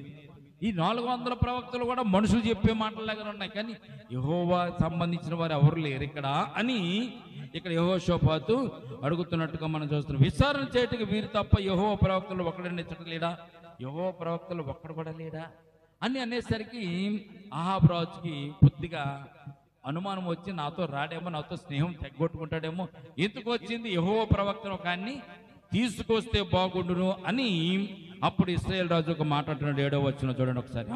ఇశ్రాయేలు రాజు యెహోవా యొద్ద విచారణ చేయుటకు ఇమ్లా కుమారుడు మీకాయ అని ఒకడిచ్చట ఉన్నాడు. అయితే అతడు నన్ను గూర్చి మేలు ప్రవచింపక నిత్యము కీడుని ప్రవచించుచూ ఉన్నాడు కనుక నేను వాని యందు పగ కలిగి ఉన్నాననగా యెహోషాపాతు రాజు అలాగా అనవద్దు అనేను. ఇక్కడ మనం జ్ఞాపకం చేసుకుంటే ప్రియమైన బిడ్డలారా, అహాబుకు తెలుసు యెహోవా ప్రవక్త ఎవరో, బయలు ప్రవక్తలు ఎవరో అహాబుకు తెలుసు. నిజమైనటువంటి ప్రవచనం పలికేవారు ఎవరో, అబద్ధపు ప్రవచనాలు పలికేవారు ఎవరో అహాబు కూడా తెలుసు. అప్పుడు అహాబు అంటాడు యెహోషాపాతు రాజుతో, అయ్యా యెహోవా యొక్క ప్రవక్త ఒక ఆయన ఉన్నాడు, కానీ అతడు ఎప్పుడు వచ్చినా నా గురించి చెడే చెప్తాడు కానీ నిజం చెప్పడు, కనుక అతనికి నాకు కొద్దిగా పగ ఉంది, అయినా కానీ నీ గురించి నేను అతన్ని రప్పిస్తానని చెప్పి మీకాయను రప్పించినట్టుగా మనం చూస్తున్నాం. ఎందుకు యెహోవా ప్రవక్తని అహాబుకును పడడం లేదంటే అహాబు చేసేదంతా దుర్మార్గ పనులే. అందుకు దేవుడు ఏదో ప్రవచనం మీకాయ ద్వారా పంపించి హెచ్చరిస్తూ ఉండేవాడు దేవుడు. కనుక ఇక్కడ మీకాయ హెచ్చరిస్తున్నాడు కనుకనే అహాబు రాజుకు ఈ మీకాయ నచ్చడం లేదు. నిజం చెప్తున్నాడు కనుక నచ్చడం లేదు. ఈ రోజున నువ్వు తప్పు చేస్తున్నావు ఎవరైనా నిజం చెప్పారనుకోండి, మనకు నచ్చదు. ఏది చేసినా బాగానే చేస్తున్నారా, బాగా చేస్తున్నారా, నీకంటే గొప్పడు ఎవరు లేరంటే ఆడు మనకు నచ్చుతాడు. ఈ రోజున కూడా లోకమంతా కూడా అలాగే ఉంది. మీకాయ దేవుని ఆత్మచేత ప్రవచించేటటువంటి ప్రవక్త. ఈ బయలు ప్రవక్తలందరూ కూడా వారికి ఉన్న ఇష్టం వచ్చినట్టు ప్రవచించేవారు. ఇక్కడ చూడండి, మీకాయ వచ్చాడు. మీకాయ వచ్చిన తర్వాత జరుగుతున్న సంభవాన్ని ఒక్కసారి మనం జ్ఞాపకం చేసుకుందాం. చూడండి ఏమంటున్నాడు మీకాయ వచ్చి. 9వ వచనం చదువుతామండి. ఇశ్రాయేలు రాజును యోధా రాజును యెహోషాపాతును సోమ్రోను ఊరి గవని ముందర బయలంటే బయట ప్రదేశం నందు తమ తమ వస్త్రములను ధరించుకొని తమ తమ సింహాసనం మీద కూర్చుని ఉండగా ప్రవక్తలందరూ వారి ముందర ప్రవచించుచుండిరి. ఇక్కడ ఇశ్రాయేలు రాజు యోధా రాజు అంటే చూడండి, మన జ్ఞాపకం అహాబు రాజును యెహోషాపాతు ఇద్దరు కూడా ఆసనాల మీద కూర్చున్నారు. 400 ప్రవక్తలు వారి చుట్టూరు కూర్చుని వారి ఏదో ప్రవచించేస్తున్నారు. మీరు వెళ్ళండి మీకు విజయం కలుగుతుంది, మీరు వెళ్ళండి విజయం కలుగుతుందని ఎన్నెన్నో ప్రవచించేస్తారు. ఇంకొకడైతే మరి దారుణంగా ప్రకటిస్తున్నట్టుగా 10వ వచనంలో మనం చూస్తున్నాం. చూడండి, అప్పుడు కెనాయిన్ కుమారునటువంటి సిద్కియాను కొమ్ములు చేయించుకుని వచ్చి సిరియనులు నిర్మూలమగు వరకు వీటితో వారిని నువ్వు పొడిచెదవని యెహోవా సెలవిచ్చుచున్నాడంటే ప్రకటించను. ఈ సిద్కియా మరి దారుణంగాను కొమ్ములు చేయించుకొచ్చి ఇనప వస్తువుతాను ఇటువంటి కొమ్ములతో నువ్వు ఎవరందరూ శత్రువులందరూ కూడా పొడుస్తావని చెప్పి యెహోవా పేరట ప్రవచిస్తున్నట్టు ఇక్కడ మనం చూస్తున్నాం. 11వ వచనం చూడండి. ప్రవక్తలందరూ అపకారం ప్రకారంగా ప్రవచించు యెహోవా రామోత్ గిలాదును రాజు చేతికి అప్పగించును, దాని మీదకు పోయి జయముందుదువు అనిరి. 12వ వచనం. మీకాయను పిలుచుటకు పోయిన దూత అతన్ని కనుగొని, అంటే మీకాయను పిలవడానికి ఒక వ్యక్తి వెళ్ళాడు. అతడు మీకాయను కనుగొన్న తర్వాత ప్రవక్తలు రాజు విషయమై ఏకముఖముగా అంటే ఒకే మాట మీద మేలునే పలుకుచూ వచ్చారు. దయచేసి నీ మాటను వారి మాటలకు అనుకూలపరిచి మేలునే ప్రవచింపుము అనగా. ఏంటండి 400 మంది చేసేదేంటి? ఒక్కటే మాట, ఒకటి తప్పుకోకుండా ఒకటే మాట పలుకుతున్నారు, మేలే పలుకుతున్నారు. కానీ అక్కడ జరిగేది మేలు కాదు, కీడు. రామోత్ గిలాదు మీదకు వెళితే కీడు జరుగుతుంది. అక్కడ అహాబు జయమునందుడు, అహాబు మరణం పొందుతాడు. అయితే బయట ప్రవక్తలందరూ ప్రవచించేదంతా కూడా కీడికే వారు ప్రవచిస్తున్నారు. కానీ ఇక్కడ మీకాయ దగ్గరకు వచ్చినటువంటి దూత ఏమన్నారు తెలుసా? 400 మంది ఒకే మాట చెప్తున్నారు, మేలే చెప్తున్నారు. నీ సొమ్మేం పోయింది, వాళ్ళందరూ మేలు చెప్పినప్పుడు నువ్వు కూడా మేలే పలుకు, వారి మాటకు అనుకూలంగానే నువ్వు మాట్లాడని ఇక్కడ మేకాయితో చెప్తున్నట్టుగా వచ్చిన దూత ఇక్కడ మాట్లాడుతుంది. మేకాయిని పిలుచుటకు పోయిన దూత అతను కనుకొని ప్రవక్తలు రాజు విషయం ఏకముఖముగా అంటే ఒకే మాటగా మేలునే పలుకుతున్నారు. దయచేసి నీ మాటను వారి మాటలకు అనుకూలపరచి మేలు ప్రవచించుము అని మేకాయితో చెప్పినప్పుడు మేకాయ అంటున్న మాట చూడండి. మేకాయ, యెహోవా జీవముతోడు నా దేవుడు సెలవిచ్చినది ఏదో దానిని ప్రవచింతును అని చెప్పాను. మేకాయ ఏమంటే తెలుసా, ఏ పిచ్చోడు మచ్చోడురా బాబు, నువ్వు దేవుడు చెప్పేది ఒకటైతే నేను చెప్పేది ఒకటైతే ఎలాగవుతుంది? దేవుడు చెప్పినదే నేను ప్రకటిస్తాను, అందుకే యెహోవా ప్రవక్తను నేను అని చెప్పాడు. దేవునికి స్తోత్రం కలుగును గాక. ఏదైతే దేవుని మాట్లాడో అవే ప్రకటించాలి, లేనిపోని మనం ప్రకటించకూడదు. దేవుడు చెప్పినట్టుగానే మనము ప్రవచించాలి. దేవుడు చెప్పకుండా మనం ప్రవచించడానికి వీల్లేదా? కనుక మేకాయ అంటున్నాడు, నా దేవుడు నాకు ఏదైతే తెలియజేస్తాడో నేను దానిని మీకు తెలియజేస్తానని చెప్పాడు. రాజు దగ్గరికి మేకాయని తీసుకొచ్చారు. 14వ వచనం. అతడు రాజు నొద్దకు రాగానే రాజు అతన్ని చూసి, మీకాయ, యుద్ధమునకు రామోత్గిలాదునకు మేము పోదుమా మానుదమని అడుగుగా అతడు, పోయి జయించుడి వారు మీ చేతికి అప్పగింపబడును అన్నాడు. ఈయన కూడా మొట్టమొదటిగా ఏమంటే తెలుసా, ఎల్లంటే దేవుడు మీ చేతికి రామోత్గిలాదుని అప్పగించేస్తాడు అని మీకాయ మామూలుగా సర్వసాధారణ చెప్పేసాడు. అప్పుడు ఆహాబుకు కొంత అనుమానం కలిగింది. నేను ఏదైనా అంటానని ఇలా చెప్పేస్తున్నాడు, అసలు నిజం చెప్పరా బాబు అని మరలా చూడు మీకాయని అడిగాడు. అప్పుడు రాజు, యెహోవా నామమున బట్టి అబద్ధము కాక సత్యమే పలుకమని నేను ఎన్ని మారులు నీ చేత ఒట్టు పెట్టి ఉంచుకుందునని అతనితో అనగా, అప్పుడు ఇక్కడ మేకాయ పలుకుతున్నాడు. చూడండి, అస్సలు విషయం చెప్తున్నాడు. 16వ వచనం చదవండి. అతడు మేకాయ చెప్తున్న మాట, అతడు, కాపరు లేని గొర్రెల వల్లనే ఇశ్రాయేలు వారందరూ పర్వతముల మీద చెదిరిపోవట చూసి తిని, వీరికి యజమానుడు లేడనియు వీరిలో ప్రతివాడు తన ఇంటికి సమాధానము పోవాలనియు యెహోవా సెలవిచ్చుచున్నాడు అని మేకాయ చెప్పేశాడు. ఇక్కడ మేకాయకి దేవుడు దర్శనమిచ్చాడు. నువ్వు వెళ్తున్నావు కదా రాజు దగ్గరికి చెప్పడానికి, నువ్వేం చెప్తావు తెలుసా? రాజు లేకుండా ఈ ప్రజలందరూ కూడా నివసిస్తున్నట్టుగా, అంటే రాజు లేకుండా అంటదేంటి, రాజు చచ్చిపోతాడు, ఇక రాజు బ్రతకడం. మేకాయకు వచ్చిన దర్శనం, అతడు కాపరు లేని గొర్రెల వల్ల ఇశ్రాయేలులందరూ పర్వతాల మీద చెదిరిపోవడం చూచితిని, వీరికి యజమానులు లేడనియు వీరిలో ప్రతివాడు తన ఇంటికి సమాధానం పోవాలనియు యెహోవా సెలవిచ్చుచున్నాడు అని చెప్పేశాడు. మేము యథార్థం దేవుడు చెప్పినట్టు దేవుడు చూపించిన దర్శనం అదే. చెప్పినప్పుడు చూడండి, అక్కడ 17వ వచనంలో ఇశ్రాయేలు రాజు కోపం వచ్చింది. ఇశ్రాయేలు రాజు ఇది విని యెహోషాపాతు ఇట్లనెను, ఇతడు కీడికే గాని నా విషయమే మేలు ప్రవచింపడం నేను నీతో చెప్పలేదా? ఇది దేవుడు చెప్పింది నిజమైన విషయం చెప్తే కీడు అంటాడేంటి? నాకు కీడికే చెప్తాడు కదా, నిజం చెప్పడం నీతో చెప్పాను కదా యెహోషాపాతు అని యెహోషాపాతు చెప్తున్నాడు అనమాట. మేకాయ అప్పుడు అంటాడు, యెహోవా మాట మీరు వినుడి, యెహోవా తన సింహాసనం మీద ఆసీనుంటయు పరమండల సైన్యమంతి ఆయన కుడి ప్రక్కన ఎడమ ప్రక్కన నిలవబడి ఉంటూ నేను చూసితిని.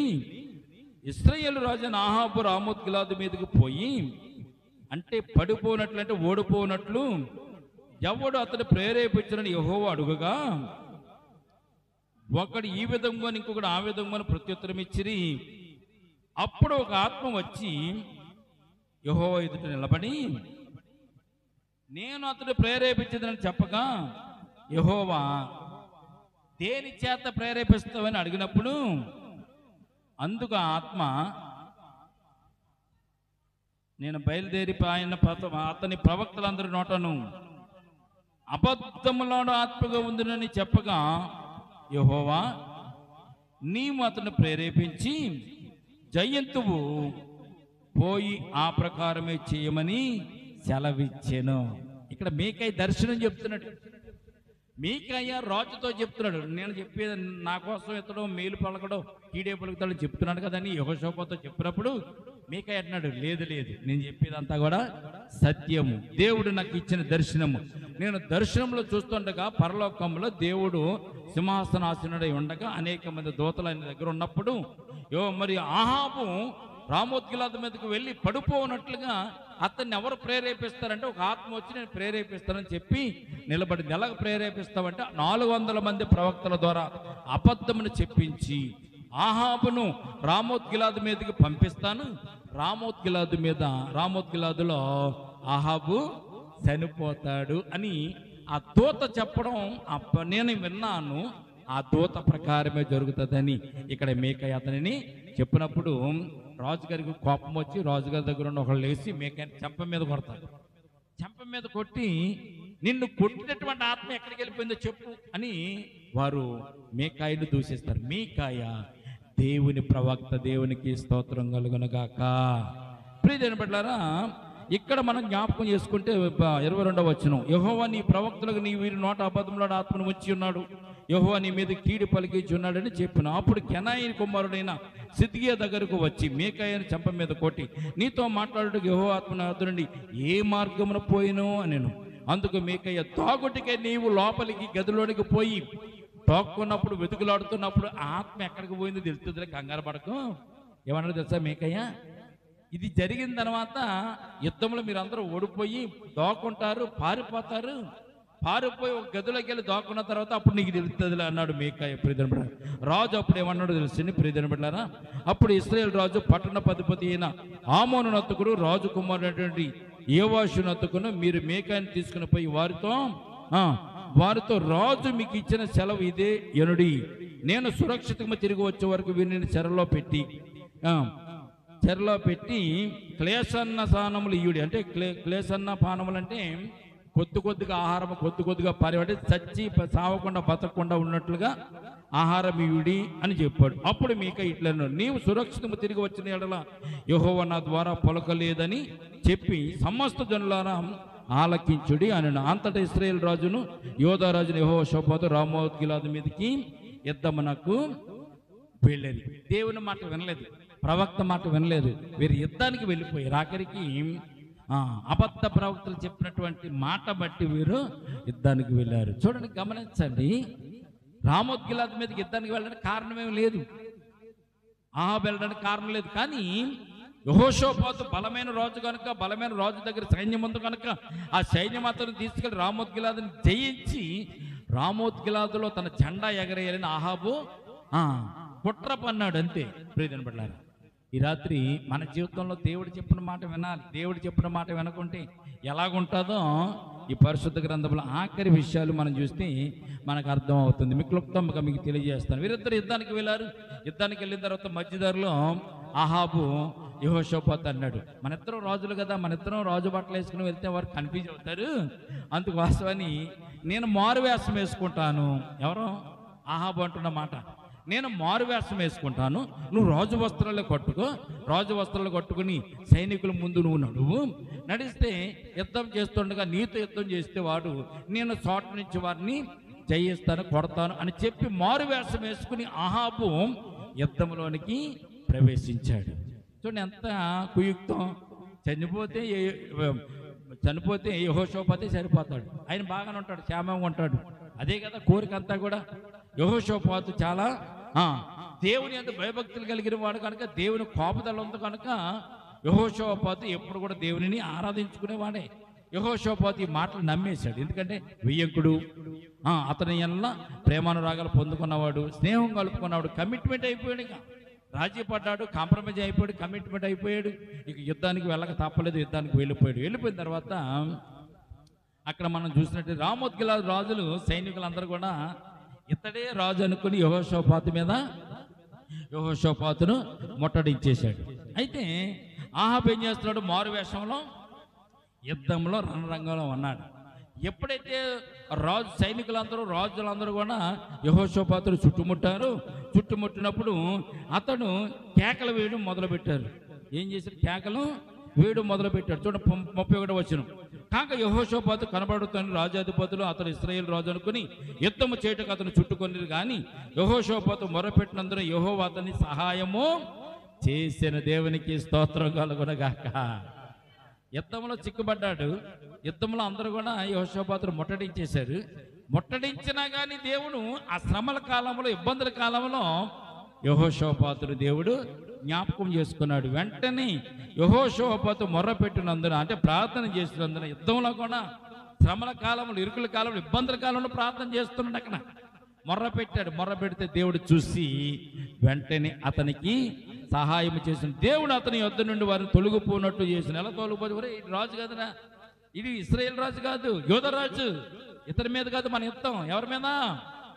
ఇశ్రాయేల్ రాజు మీద యుద్ధం, ఆహాబు మీద మనం యుద్ధం. యోధరాజు మీద మనకి శత్రుత్వం ఏమీ లేదని చెప్పి అతను విడిపించినట్టుగా తరుముట మానినట్లుగా 32వ వచనంలో మనం చదువుతున్నాం. ఎట్లనగా రాజు అతడు ఇశ్రాయేల్ రాజు కాడని తెలుసుకొని అతను తరుముట మాని తిరిగి వెనుకకి వెళ్ళిపోయారు. వెనుక వెళ్ళిపోయిన తర్వాత ఇక్కడ ఆశ్చర్యమైన విషయం, ఆ యుద్ధంలోనికి ఆహాబు వెళ్తే చనిపోతాడని దేవుని యొక్క వార్త కదా. దేవుడు చెప్పాడు కదా, ఇశ్రాయేలు జనం రాజు, ఇశ్రాయేలు ప్రజలు రాజు లేనట్టుగా వారు ఒంటరిగా కొండల మీద తిరుగుతున్నట్టుగా మరి మీకాయ చూశాడు కదా. మరి నెరవేరాలంటే ఇక్కడ ఆహాబు చనిపోవాలి. ఆహాబు ఆ సైన్యంలో తిరుగుతున్నాడు, మారు వేసుకొని తిరుగుతున్నాడు. తిరుగుతుంటే ఇక్కడ జరిగిన విషయం చూస్తే చాలా ఆశ్చర్యం వేస్తుంది. 33వ వచనం, ఇక్కడ దేవుడు ఇక్కడ యెహోషాపాతును రక్షించాడు, తప్పించాడు. అయితే అక్కడ ఆహాబు చిక్కుబడి ఉన్నాడు. ఆహాబు అక్కడ సంచరిస్తున్న సందర్భంలో 33వ వచనం చూస్తుంటే, ఒక సైనికుడు గురు చూడకయే తన వింటిని ఎక్కుపెట్టి ఇశ్రాయేలు రాజును అతని కవచపు బందుల సొందున కొట్టగా అతడు నాకు గాయము తగిలినది, నీ చెయ్యి త్రిప్పి దండులో నుండి నన్ను కొనుక్కోమని తన రథసారథితో అనేను. ఆహాబు మారువేషంలో తిరుగుతున్నాడు. ఒక సైనికుడు గురి చూడక కొట్టినటువంటి బాణం, వదిలినటువంటి బాణం ఈ ఆహాబు కవచపు కీలు సందులో నుంచి వెళ్ళి ఆహాబుకు గాయమయ్యి రక్తం కారుతున్నట్టుగా ఇక్కడ పరిశుద్ధ గ్రంథంలో మనం చూడగలుగుతున్నాం. చూడండి, దేవుడు యెహోషాపాతును తప్పించాడు, ఆహాబుకు బాణం తగిలేలాగా ఆయన చేస్తాడు. కవచపు కీలంటే వారు ధరించుకుని ఎవరైనా బాణాలు వేస్తే మరి గుండెలకు తగలకుండా, చర్మానికి తగలకుండా వారు కవచాలు కట్టుకుంటూ ఉంటారు. దావీదు కూడా కవచాలు తగిలించబోతే చిన్నప్పుడు గొలియాతును జయించడానికి వెళ్ళినప్పుడు ఆ కవచాలు మోయలేక వద్దున్నాగని చెప్పి వెళ్ళిపోయాడు దావీదు కూడా యుద్ధం చేసినప్పుడు వరిచెలను రాయిబెట్టి గిరగర తిప్పి కొట్టినప్పుడు ఆ రాయకున్న శక్తి ఎంత, రాయకున్న బలం ఎంత, వడిచెలుకున్నటువంటి ఆ ప్రభావం ఎంత, దేవుడు ఆ రాయి డైరెక్ట్గా గొలియాతు తలలో నుతుడిలోనికి వెళ్ళేటట్టుగా దేవుడే ప్రయాణం చేయించాడు కనుక గొలియాతు అక్కడ చనిపోయాడు. ఇక్కడ కూడా ఆహాబు చనిపోవాలి కనుక గురి చూచి గురి లేకుండా విడిచినటువంటి బాణం ఆహాబు కవచపు కీలులో నుంచి లోపలికి వెళ్ళి అతను గాయం చేసి అతడి మరణించడానికి కారణమైంది. ఈ బాణం వెళ్ళడానికి కారణం ఎవరు ప్రమేయం ఉంది? గురి చూడకుండా వేసిన, గురి చూసి కొడితేనే ఈ బాణం తగలదు కొన్ని సార్లు. గురి చూడకుండా వేసిన బాణాన్ని డైరెక్ట్గా ఆహాబు గుండెలకు వెళ్ళిందంటే అర్థం ఏంటో తెలిసిన, కవచపు కీలులోకి వెళ్ళి అతను గాయమయ్యి అతను చనిపోవడానికి కారణమైందంటే దేవుడు ఆ బాణమును నడిపించాడు. వద్దన్నప్పుడు మానేయాలి, అంతే. దేవుని ప్రవక్త చెప్పినప్పుడు మానేయాలి. కానీ నేను వెళ్తానని మూర్ఖత్వం వెళ్తే ఆహాబు కొన్నటువంటి గతి మనకు కొన్నిసార్లు పడుతూ ఉంటుంది. గాయం తగులుతున్న అప్పుడు అతడు గురి చూడకే తన వింటిని ఎక్కుపెట్టి ఇశ్రాయేలు రాజు తన కవచపు బందులో సొందును కొట్టగా అతడు నాకు గాయమే తగిలిందని చెప్పి రథమును తిప్పమన్నప్పుడు కొనుపముడు రథసారితో చెప్పాడు. ఆ దినమున యుద్ధము ప్రబలమాయను, అయినను ఇశ్రాయేలు రాజు అస్తమయం వరకు సిరియనులకు ఎదురుగా తన రథమును నిలిపెను. ప్రొద్దు వంకి వేళ అతడు చనిపోయెను. దేవుని ప్రవచనం నెరవేరింది. ఏంటి ఆ ప్రవచనం? ఇశ్రాయేల్ జనాంగం రాజు లేకుండా వారు కొండల్లోనూ అట్లలోనూ తిరుగుతున్నటువంటి విధముగా వారు ఇక్కడ చూసినటువంటి ఇమ్లా కుమారుడు మీకాయి చెప్పిన ప్రవచనం ఇక్కడ నెరవేరింది. బయట ప్రవచనం చెప్పిన ప్రవచనం ఇక్కడ నెరవేరలేదు. కనుక ప్రియమైన బిడ్డలారా, రాజీ పడి యెహోషాపాతు వెళ్ళాడు, అలాగే కాంప్రమైజ్ అయ్యి వెళ్ళాడు. తన కుమార్తెను యెహోషాపాతు కుమారుడికి ఇచ్చి వివాహం చేసుకున్నాడు. అయినా కానీ యుద్ధానికి వెళ్ళడం అన్నది చాలా తప్పైనటువంటి ఆలోచన. కానీ దేవుడు ఆ యుద్ధంలో కూడా యెహోషాపాతును కాపాడడానికి 2 కారణాలు మీకు తెలియజేసి నేను ప్రార్థన చేస్తాను. యెహోషాపాతును కాపాడడానికి ముఖ్యమైన కారణం తెలిసింది, దేవుని ధర్మశాస్త్రాన్ని యోధా రాజ్యం అంతటా కూడా ప్రకటింపజేశాడు యెహోషాపాతు. మొట్టమొదటిగా ఉన్నత స్థలాలను పడగొట్టి, బయలుదేవతల విగ్రహాలను పడగొట్టి, గుడులను పడగొట్టి దేవుని యొక్క బలిపీఠములను యెహోషాపాతు కట్టించాడు. అది దేవునికి ఉన్నటువంటి ప్రేమ. అలాగే తన ప్రజలలో ఎవరు కూడా తప్పిపోకుండా ఉండేటట్టు ప్రతి దినము కూడా దేవుని ధర్మశాస్త్రాన్ని యోధా దేశం అంతటా కూడా యాజకులను ఏర్పాటు చేసి, లేవీయులను ఏర్పాటు చేసి, ప్రవక్తలను ఏర్పాటు చేసి, సేవకులను ఏర్పాటు చేసి వారికి ధర్మశాస్త్రాన్ని బోధించేవాడు. ఎల్లప్పుడూ ఏ విషయమైనా కానీ యెహోషాపాతు దేవుని సన్నిధానంలో అడిగి ప్రతి కార్యానికి ముందుకు వెళ్ళి జయమును పొందుకునేవాడు కనుక యెహోషాపాతుని దేవుడు దీవించాడు. దేవునికి స్తోత్రం కలుగునగాక. అయినా కానీ తన యొక్క జీవితంలో చిన్నపాటి మచ్చ, ఆ మచ్చను కూడా రాజీ పడేటువంటి సందర్భంలో యెహోషాపాతు చేసుకున్నాడు. అహాబుతో చెడు స్నేహములు చేయకూడదు అని దేవుడు చెప్పినప్పుడు చేసి, ఆ చెడు స్నేహం వల్ల వచ్చిన చిన్నపాటి కష్టంలో యెహోషాపాతు పడిపోయినట్టుగా మనం ఈ రోజున కూడా మనం ఎవరో ఏదో పిలిచారు, ఎవరో ఏదో చెప్పారని చెప్పి మన కమిట్మెంట్ అయిపోకుండా, రాజీ పడకుండా, కాంప్రమైజ్ అవ్వకుండా, దేవుడు ఏది చెప్తే దానిని నేను చేస్తాను అనేటువంటి దృఢ నిశ్చయంతో మనము జీవిస్తే ఈ రోజున మన జీవితాలు బాగుంటాయి. మన కొన్నిసార్లు అన్ని చేసేసిన తర్వాత దేవుని సన్నిధానంలో ప్రార్థన చేస్తాం. యెహోషాపాతు ఎక్కడ ప్రార్థన చేస్తాడు? యుద్ధంలోకి వెళ్ళిన తర్వాత ప్రార్థన చేశాడు. రాజుకి, అహాబు రాజుకి కమిట్మెంట్ ఇచ్చేసి వచ్చేస్తారని చెప్పిన తర్వాత దేవుని దగ్గర విచారణ చేయడం మొదలుపెట్టాడు. అసలు నువ్వు ఏ పనైనా దేవుని అడగకుండా ఏ పని చేయకూడదు. చేసేసిన తర్వాత నువ్వు కమిట్ అయిపోయిన తర్వాత మళ్ళీ దేవుని అనడం వల్ల ఉపకారము లేదు. కష్టాలు కూడా వెళ్తావు, శ్రమలు కూడా వెళ్తావు. మనకి ఈ రోజున చాలామంది కష్టాలు పడడానికి, ఇబ్బందులు పడడానికి కారణం ఏంటంటే మీకు తోచిన సలహాల బట్టి, ఆలోచన బట్టి చేసుకుంటూ మీరు వెళ్ళిపోతూ కష్టం వచ్చినప్పుడు దేవుని వైపు తిరుగుతారు మీరు. అంతే. మనం అందరం కూడా ఎప్పుడు తెలిసి, ఎటువంటి వారు తెలిసి, కష్టం వచ్చినప్పుడు దేవుని వైపు తిరుగుతాం. ముందు చెయ్యాలని చేస్తున్నప్పుడు దేవుని అడగం, ప్రభు ఇది చేయమంటావా, వెళ్ళమంటావా, వద్దంటావా అని మొట్టమొదటిగా మనం అడగం. అంత అయిపోయిన తర్వాత, నిండా మునిగిపోయిన తర్వాత అప్పుడు మనం దేవుని దగ్గరికి వచ్చి దేవుడి కాళ్ళు అట్టుకుని, ప్రభు నువ్వే దేవుడువు, నీవే రక్షకుడు, నీ తప్ప మాకు ఎవరున్నారు నైనా అని అప్పుడు మనం దేవుని అడుగుతూ ఉంటాం. ముందు అడిగితే దేవుడు చెప్తాడు, చెయ్యాలో చెయ్యొద్దో చెప్తాడు. ఒకవేళ చేయమన్నాడు అనుకో, చేయమన్నప్పుడు ఏదైనా కష్టం వచ్చినా, ఇబ్బంది వచ్చినా ఆయనే దానిని తీసివేస్తాడు. కనుక ఈ రాత్రి యెహోషాపాతు మంచి భక్తుడు, దేవుని యందు విశ్వాసం కలిగిన వాడు, నమ్మిక కలిగిన వాడు, దేవుని ధర్మశాస్త్రం ఎరిగిన వాడు. అయినా కానీ పొరపాటులో పడ్డాడు. కనుక ఆ పొరపాటు నుంచి కూడా దేవుడు తప్పించాడు. ఈ రోజున మనము కాంప్రమైజ్ చేయకుండా, రాజీ పడకుండా, దేవుని విషయంలో, దేవుని పని విషయంలో చాలాసార్లు మనం దేవుని సన్నిధానికి వచ్చే విషయంలో కాంప్రమైజ్ అయిపోతాం. గంట లేట్ అయితే ఏముంది, అరగంట లేట్ అయితే ఏముంది, కాంప్రమైజ్ అవ్వకండి. ఒక్కరోజు కాంప్రమైజ్ అయితే జీవితంలో అనేక మార్లు అలాగే మనము వస్తూ ఉంటాం. తప్పదు. టైం అంటే టైమే, ప్రార్థన అంటే ప్రార్థనే, గుడి అంటే గుడే, ఆరాధన అంటే ఆరాధనే అని మనం నిశ్చయం చేసుకుని దేవుని సన్నిధానికి వస్తే ప్రజల కమిట్మెంట్తో దేవుని సన్నిధానికి రావాలి.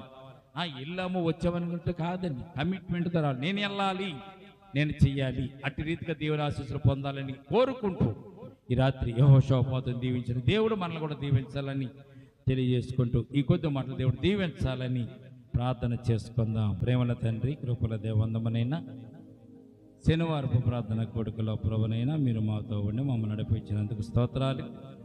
నేను ఈ రాత్రి ప్రభా యెహోషాపాతు గురించి ప్రభా కొన్ని విషయాలు నేర్చుకుని కృపనిచ్చారు.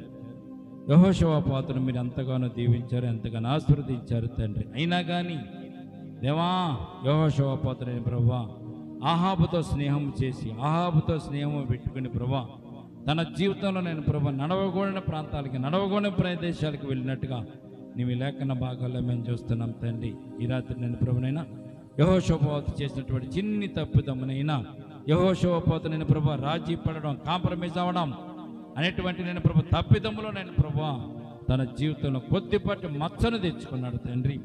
ఆ మచ్చను బట్టి ప్రభా మరలా ప్రభా ప్రార్థించినప్పుడు, వేడుకున్నప్పుడు తండ్రి నీవే ప్రభా యెహోషాపాతుని యుద్ధంలో నుంచి తప్పించి జయముని కలిగించిన గొప్ప దేవుడవు.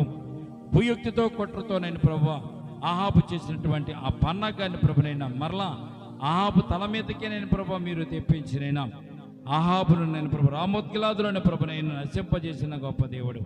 ఈ రాత్రి నీ బిడ్డలమైన మమ్మల్ని కూడా జ్ఞాపకం చేసుకుని శత్రువు అనేక రకాలుగా ప్రయత్నాలు చేస్తూ అనేక రకాలుగా మమ్మల్ని పడగొట్టాలని, మమ్మల్ని ప్రభా నీ సన్నిధానంలో తప్పించాలని ప్రయోగాలు ప్రభా ప్రయత్నాలు చేస్తున్నప్పుడు ప్రభా మేము రాజీ పడకుండా ప్రభా నీలో ప్రభా స్థిరముగా బలంగా నిలబడడానికి మీ కృప చూపించండి. ఈ రాత్రి కూడి వచ్చిన సంఘాన్ని, సంఘ బిడ్డలు మీరు జ్ఞాపకం చేసుకుని ప్రభు ఏ విషయంలో కూడా రాజీ పడకుండా మీ సన్నిధానంకి వచ్చే విషయంలో, నిన్ను స్తుతించే విషయంలో, ప్రార్థించే విషయంలో, నీ వాక్యంను చదివే విషయంలో ప్రభునైనా ఎక్కడ కూడా రాజీ పడకుండా తండ్రి అన్ని విషయాలలో ప్రభు మీ స్థిరమైన మనసు కలిగి నేను ప్రభా నీలో జీవిస్తూ మీరు ఇచ్చేటువంటి ఆశీస్సులు పొందుకున్న మాక్యం సంఘానికి నీ సంఘ బిడ్డలకును మీరే దయచేయండి. ఈ రాత్రి ప్రభు నీ సన్నిధానంలో కూడా ఉన్నట్టు ప్రతి ఒక్క బిడ్డ జ్ఞాపకం చేసుకోండి. ఏ బిడ్డలైతే నేను ప్రభా ఇబ్బందుల్లో ఉండి ఇరుకులో ఉండి ప్రభా ఈ రాత్రి ప్రార్థిస్తున్నారు, ఉపవాసం ఉండి ప్రార్థిస్తున్నారు, ఏ బిడ్డలు ఏ అక్కర గురించి నేను ప్రభు నీ సన్నిధానంలో అంగలారుస్తున్నారు, గోజాడుతున్నారు, ఈ రాత్రి ప్రభా బిడ్డలు జ్ఞాపకం చేసుకోండి. ఏ కుటుంబాలకు సంతోషం లేదో సంతోషాన్ని దయచేయండి, సమాధానం లేదో సమాధానం దయచేయండి. నేను ఇరుకుల ఇబ్బందులతో కొట్టుమిట్టాడుతున్న ఇరుకుల ఇబ్బందుల నుంచి తప్పించండి. సాతాండు వారి జీవితంలో కలిగించిన ప్రతి శోధనను ఇరుకుల నుంచి తప్పించి జయమును కలిగించండి. ఈ రాత్రి నేను చిన్న బిడ్డలు జ్ఞాపకం చేసుకోండి, చదువుతున్న బిడ్డలు మీరు జ్ఞాపకం చేసుకోండి, వివాహం కావాల్సిన బిడ్డలు జ్ఞాపకం చేసుకుని వివాహ కార్యక్రమంలో తోడుకుండండి. చేతి పని లేని వారికి చేతి పని, ఉద్యోగం లేని వారికి ఉద్యోగం, వ్యాపారం లేని వారికి వ్యాపారము ఈ రాత్రి ప్రభుని బిడ్డలకు దయచేయండి. రక్షణ పొందిన వారు రక్షణ పొందుకోవడం కృప చూపించండి. రేపటి దినమైన ప్రభావ పునరుద్ధాన పండుగలో ప్రభు సంస్కారంలో ప్రభావ మేమందరం కూడా పాలు పంపులు పొంది నేను స్తుతించే భాగ్యం మరొక్కసారి దయచేయమని మా చుట్టుపక్కల ఉన్న ప్రతి ఇంటిని ప్రతి గృహాన్ని కూడా జ్ఞాపకం చేసుకోండి. ప్రభు రక్షణ పొందిన రక్షణ పొందుకుని నీ మార్గం నడవడానికి కృప చూపించండి. ఈ రాత్రి కూడా వచ్చిన బిడ్డల బట్టి స్తోత్రాలు. రానటువంటి వారు ఎందుకైతే రాలేకపోయారో మరొక్కసారి నీ సన్నిధానంలో వారందరూ కూడా కూడుకుని నేను స్తుతించే భాగ్యం వారికి దయచేదురుగాకని చేసిన ప్రార్థన పాదతాన్ని చేర్చుకోమని నీ బిడ్డలు ఇంటికి వెళ్ళి చూడగా నీ సన్నిధాన ఆశీర్వాదం వారి గృహాలలో ఉంచండి, వారి హృదయాలలో ఉంచండి, వారి కుటుంబాల చుట్టూ మీకు కంచి వేసి కాపుదలు దయచేయమని నజరుడైన యేసుక్రీస్తు అతి పరిశుద్ధ నామమున ప్రార్థించి మిక్కిలి వినయముతో బ్రతిమలాడి వేడుకొనుచున్నాము తండ్రి, ఆమేన్. మన తండ్రి అయిన దేవుని ప్రేమయు కుమారుడైన యేసుక్రీస్తు కృపయు పరిశుద్ధాత్మని సహవాసం ఇప్పుడు ఎల్లప్పుడు ప్రభువచ్చు పర్యంతము సంగమునకును మనకును సదాకాలము తోడు నెడగుండునుగాక. ఆమేన్.